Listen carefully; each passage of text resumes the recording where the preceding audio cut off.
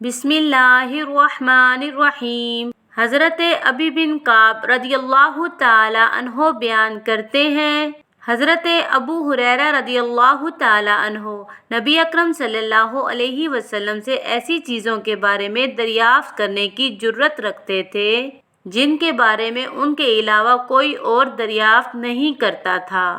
انہوں نے عرض کی، یا رسول اللہ صلی اللہ علیہ وآلہ وسلم، نبوت کے معاملے کے حوالے سے آپ نے سب سے پہلے جو چیز دیکھی تھی وہ کیا تھی؟ تو نبی اکرم صلی اللہ علیہ وسلم سیدھے ہو کر بیٹھ گئے۔ آپ صلی اللہ علیہ وآلہ وسلم نے ارشاد فرمایا، اے ابو ہریرہ، تم نے ایک اہم سوال کیا ہے۔ ایک مرتبہ میں صحرا میں موجود تھا، میری عمر 10 سال کچھ ماہ ہوگی۔ اس دوران میں نے اپنے اوپر سے بات چیت کرنے کی آواز سنی تو کوئی ایک فرد دوسرے سے کہہ رہا تھا، کیا یہ وہی ہے؟ دوسرے نے جواب دیا، جی ہاں۔ تو دونوں سامنے سے میری طرف آئے۔ میں نے اس طرح کی مخلوق کبھی نہیں دیکھی تھی، اور وہ ارواح تھی، اس طرح کی مخلوق میں نے کبھی نہیں دیکھی تھی۔ ان کے لباس اس طرح کے تھے کہ میں نے ایسا لباس کبھی کسی کے جسم پر نہیں دیکھا تھا۔ وہ دونوں چلتے ہوئے میرے پاس آئے، یہاں تک کہ ان میں سے ہر ایک نے میرے بازو کو پکڑ لیا، لیکن ان میں سے کسی کے چھونے کا محسوس نہیں ہو رہا تھا۔ ان میں سے ایک نے دوسرے سے کہا، تم انہیں لٹا دو۔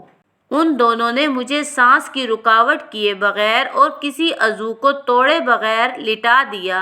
ان میں سے ایک نے دوسرے سے کہا، ان کے سینے کو چیر دو۔ پھر ان میں سے ایک میرے سینے کی طرف جھکا، اس نے اسے چیر دیا، لیکن اس میں نہ کوئی خون نکلا، نہ کوئی تکلیف محسوس ہوئی۔ اس نے دوسرے سے کہا کہ تم کھوٹ اور حسد کو نکال دو۔ تو اس نے ایک ایسی چیز نکالی جو جمے ہوئے خون کی مانند تھی، پھر اسے ایک طرف رکھ دیا۔ اس نے دوسرے سے کہا، اس میں رحمت اور مہربانی داخل کر دو۔ تو وہ چاندی کی طرح کوئی چیز تھی جو لائی گئی۔ پھر اس نے میرے دائیں پاؤں کے انگوٹھے کو ہلایا اور بولا، تم اٹھ جاؤ اور سلامت رہو۔ تو میں جب وہاں سے واپس آیا تو میری یہ حالت تھی کہ میں چھوٹے پر مہربان اور بڑے پر رحمت کرنے والا تھا۔ مجموع الزوائد حدیث نمبر 13843۔